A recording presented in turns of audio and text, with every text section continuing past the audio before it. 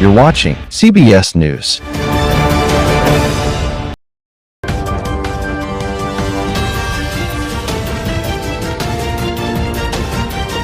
You're watching CBS News.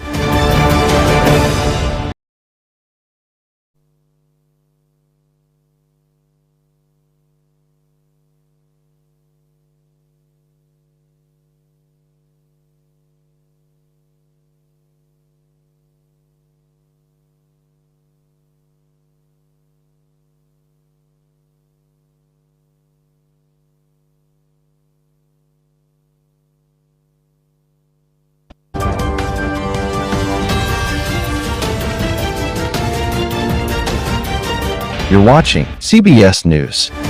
Looking for a trusted supplier for all your household hardware needs? Look no further than Competitive Hardware Limited.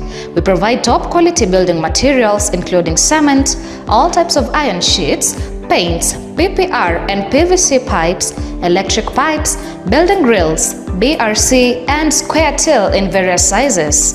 Need interior and finishing materials?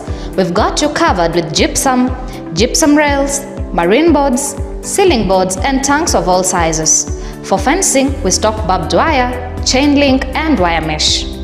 And the best part, we offer free countrywide delivery with our fleet of transit trucks and pickups. Your order arrives on time, every time.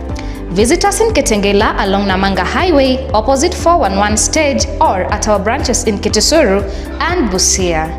For enquiries, call us on 020-26-88888 or 0733-666632 or 0721-923248. Competitive Hardware Limited, your reliable hardware supplier.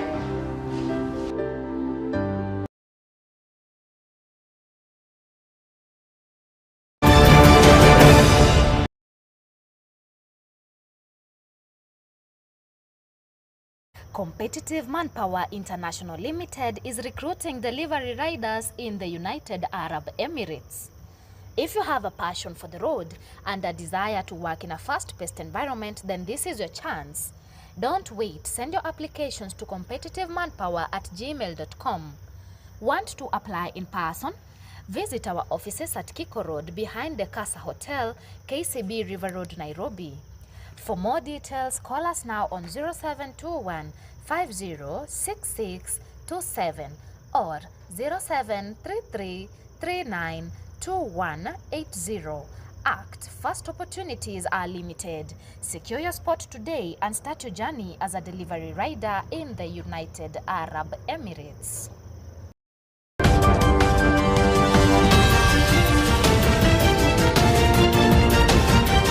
You're watching CBS News. And good evening. Welcome to CBS News 9 p.m. Bulletin. My name is DORIS.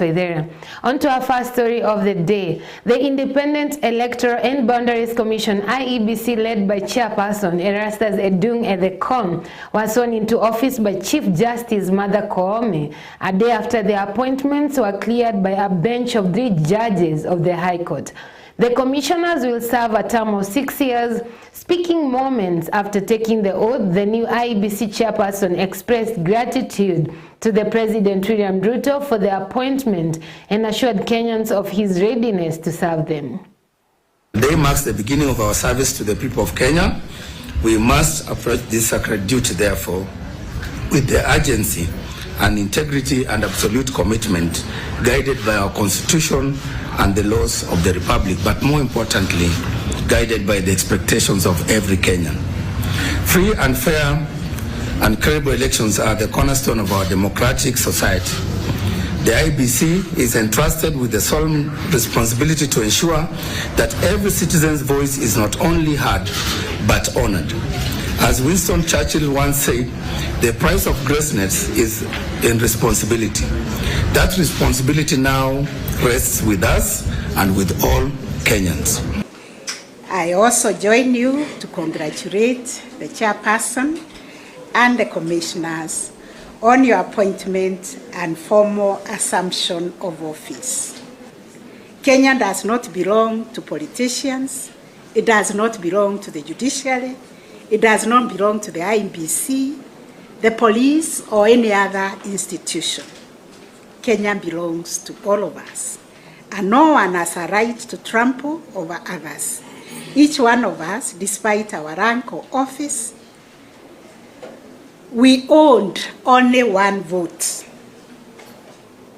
Those of us who are privileged to occupy public offices occupy them on behalf of Kenyans, and therefore we must always humble ourselves and deliver services to Kenyans with grace and humility according to our Constitution and the statutes.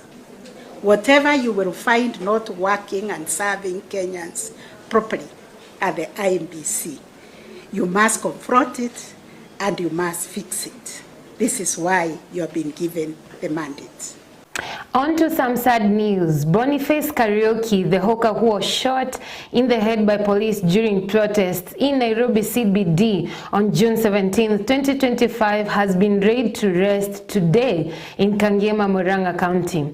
His burial comes a day after the Director of Public Prosecutions approved murder charges against Police Constable Krinzi Masinde Barasa over the fatal shooting.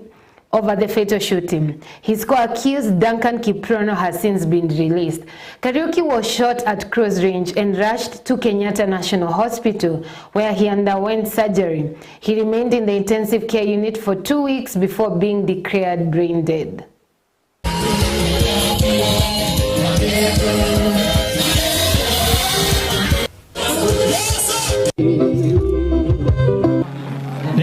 Hoka pia ni wanadamu, na hoka ni wananchi, na hoka ni watu ambao wanafanya kazi zao, wanapiga biashara yao na wanapiga biashara safi. Hawaibii mtu, wanaendaga wananunua kitu wanakuja wanauza. Kwa hivyo kuangalia tu hoka unaona ni kitu ambao unaweza piga marisasi hivyo, that thing should stop and we condemn that act na njia yoyote ambao tunaweza. Huyu kijana yeye ni mojawapo wa wale ambao serikali ilikuwa suppose inalinda. Hawa vijana kama hawa, they do not deserve to die. They deserve to be protected by the government of Kenya. This government must take responsibility for the death of Bonnie. We demand justice and we tell the government that we shall not rest until Bonnie gets justice. And Deputy President Kithure Kindiki has stated that with the commission in place, Kenya now has no excuse for electoral delays and must gear up for the 2027 general election. He spoke on Friday during Economic Empowerment for Women at the KIP KK in Cherangani constituency, Trans Nzoia County, where he also said the Kenya Kwanza administration is focused on developing the country as it gets ready for the coming polls. The new IEBC team, led by the chairperson Erastus Detekorn, was sworn in today by Chief Justice Martha Koome.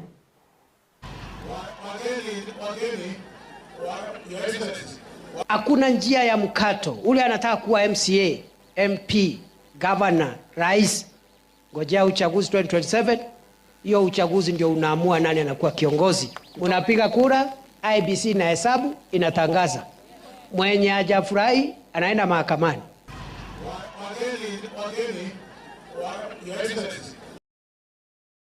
MK Harrow, Member of Parliament Dindi Nyoro, has faulted the government, saying that the state must bear full responsibility for the chaos, loss of lives and destruction of property witnessed across the country on Monday's Sabasaba protest.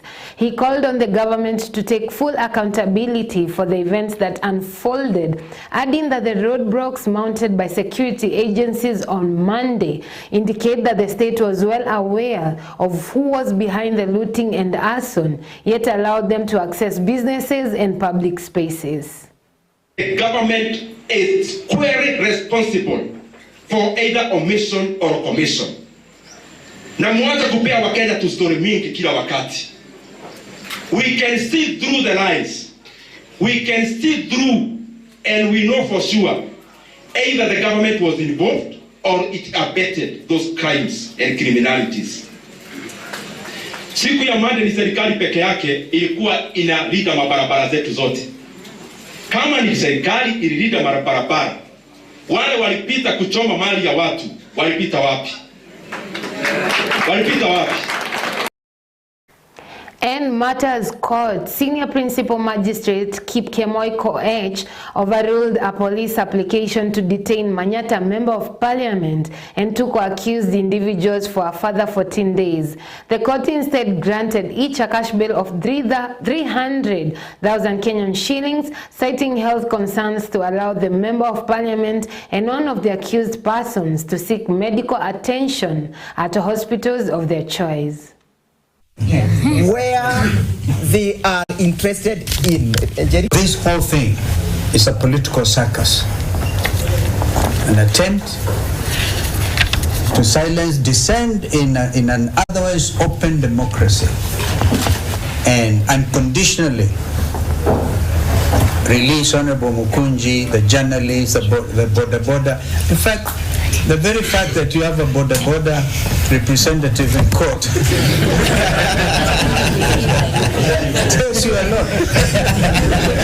Tells you a lot about our Kenyans.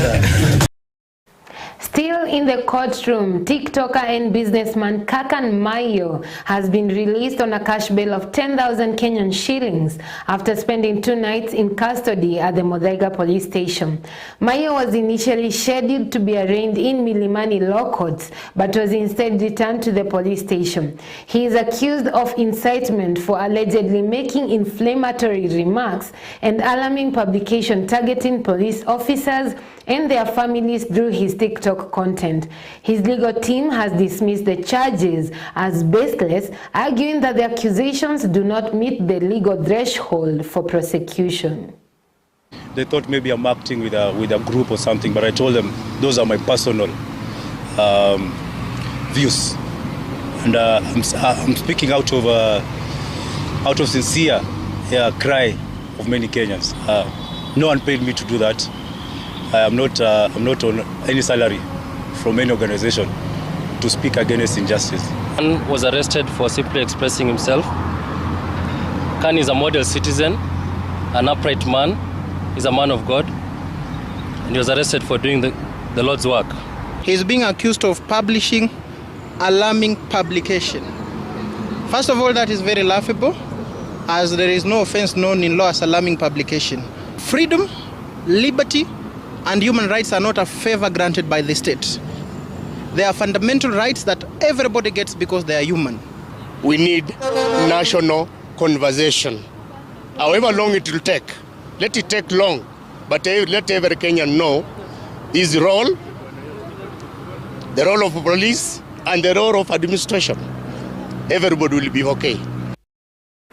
Feroz Noji has been celebrated as one who was humble to fault, the towering veteran of the courts, and an intellectual who lived a simple life and interacted respectfully with all. Chief Justice Martha Koome celebrated Senior Counsel Feroz Noji as a teacher, mentor, and their conscience. She stated that his legacy lives on in the landmark cases he argued, the scholarly works he authored, and to the many legal scholars he mentored. Very respectfully, that the judiciary of the Republic of Kenya has stand up in a big way. It demonstrates the love the judiciary had for Mr. Feroz Noji. Let us also recognize that we are not just mourning a man, we are celebrating a movement led by a man who believed that this country could always be better, more just, more compassionate, a man who never gave up on Kenya. Fare thee well, learned friends.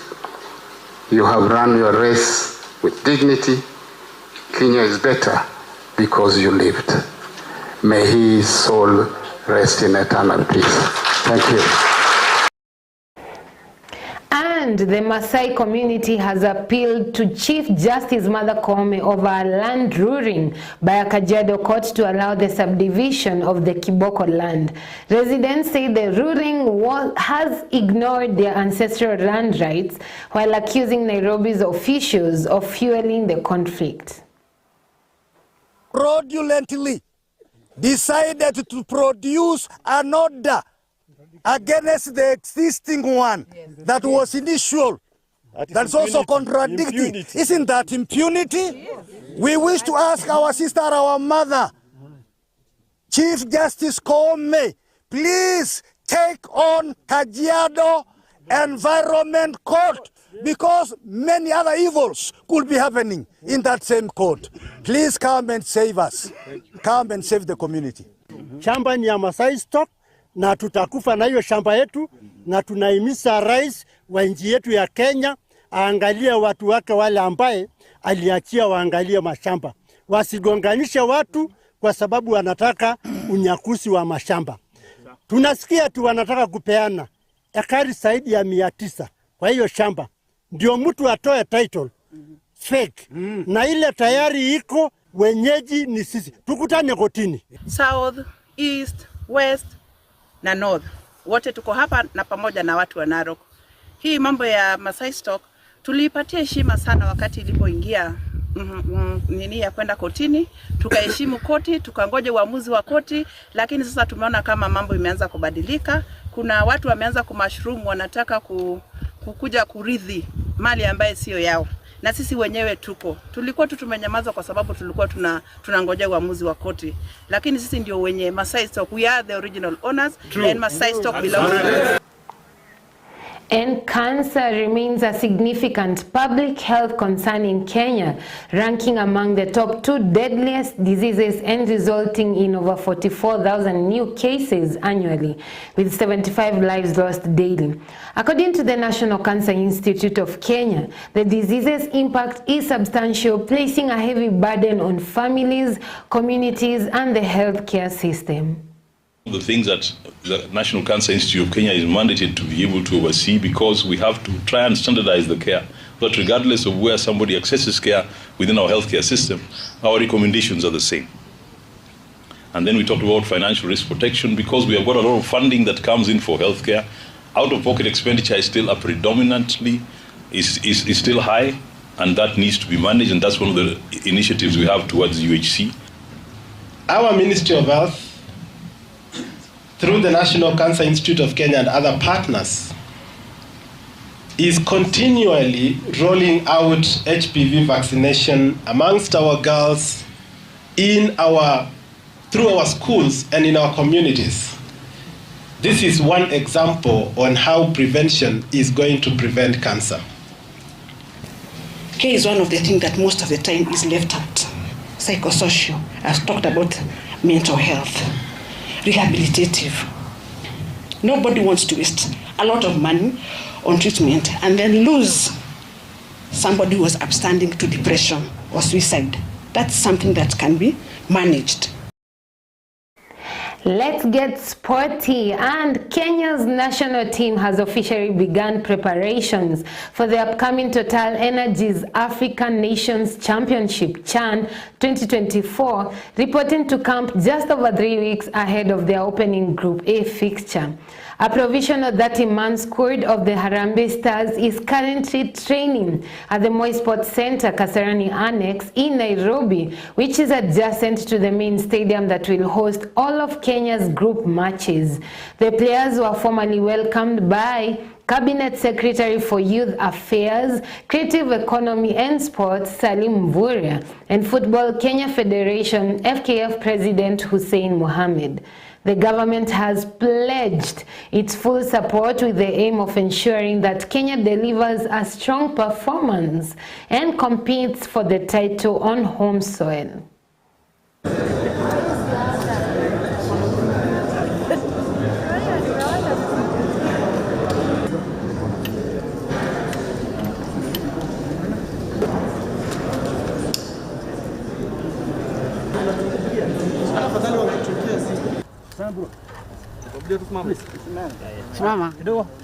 Mine is to give Kenyans the assurance that we are not going to take this thing for granted. The team is going into camp today, and I can assure you we have done everything in our power to give them all the tools that they require to succeed.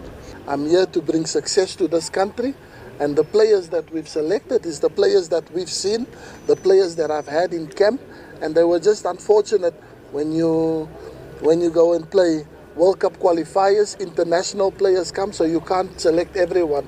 So now it's based on local camp. So those are the players that you've seen, and you see the qualities and where they can take the team. And the players that we've selected, that we picked, were by far the players that I think and the technical team think that can take this team, and then we're not going to just participate in the champ. We're here to make a statement. We're here to go as far as possible, hopefully even winning the tournament. We have now inaugurated and flagged off Harambee Stars to go to camp. This is a team that we believe in, and I want to rally all Kenyans to rally and support Harambee Stars. This is a team also which is reflective of Kenya. And therefore it is a great lesson for patriotism in our country, because when it comes to Harambee Stars, there's no region, there's no political party, there's no tribe. What we see is Kenya and our players carrying the Kenyan dream. And thank you for joining us this evening. Keep faith and hope alive. My name is Doris WAITHERA. Do have a good night.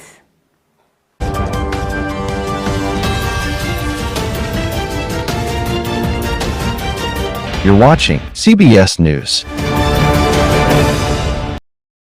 Join our team at AYTB in partnership with Competitive Manpower. AYTB is seeking qualified candidates for the following positions: Technical Advisor, QA or QC Personnel, Shop Coordinator, Report Organizer, Rotating Equipment Repair Technician, Valve Overhaul Technician, Machining Technician.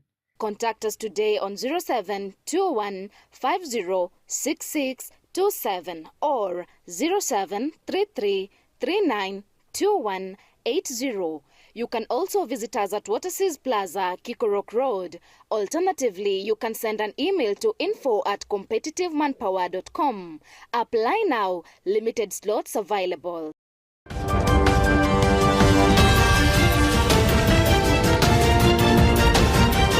You're watching CBS News.